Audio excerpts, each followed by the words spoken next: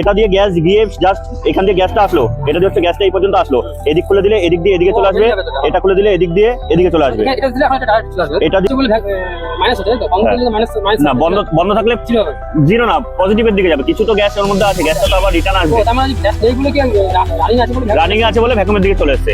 তার কারণ কি, এক গ্যাস কম আছে যার জন্য গ্যাসটা ভ্যাকুমের দিকে চলে এসছে, ওর প্রেসারটা রানিং থাকার জন্য। কারণ রানিং থাকলে কি হচ্ছে, গ্যাসটা ধরো না আমার 50 গ্রাম গ্যাস লাগবে এই মেশিনটার ক্ষেত্রে, আছে 10 গ্রাম গ্যাস, তাহলে যখন একটা সিস্টেম বন্ধ থাকছে তখন 10 গ্রাম গ্যাসের তো একটা কিছু না কিছু প্রেসার আছে, সেটা দেখাবে, একটা প্রেসার দেখাবে সেই অনুযায়ী।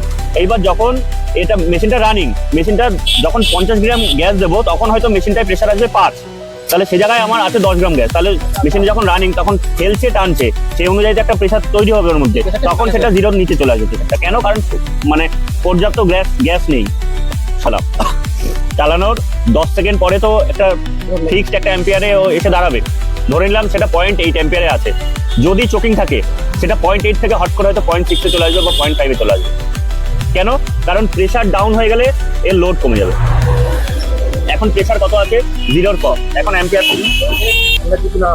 ঠান্ডা যদি না হয় বা কম হয়, একদম যদি ঠান্ডা না হয়, যদি কম্প্রেসার চলে তাহলে গ্যাস লিক আছে, একদম যদি ঠান্ডা না হয় পুরো লিক হয়ে বেরিয়ে গেছে, লিক আইডেন্টিফাই করতে হবে। আর যদি অল্প ঠান্ডা হয়, কম্প্রেসার চলছে, তাহলে চোকিং হতে পারে। ঠিক আছে, এই দুটোই কন্ডিশন।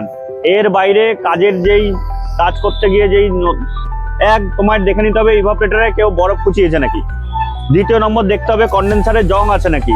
3 নম্বর, যদি কন্ডেন্সার বডির ভেতরে থাকে তাহলে দেখতে হবে কন্ডেন্সারের যেই ইউনিটগুলো আমি বাইরে দেখতে পাচ্ছি চোখে, সেগুলোতে জং আছে নাকি।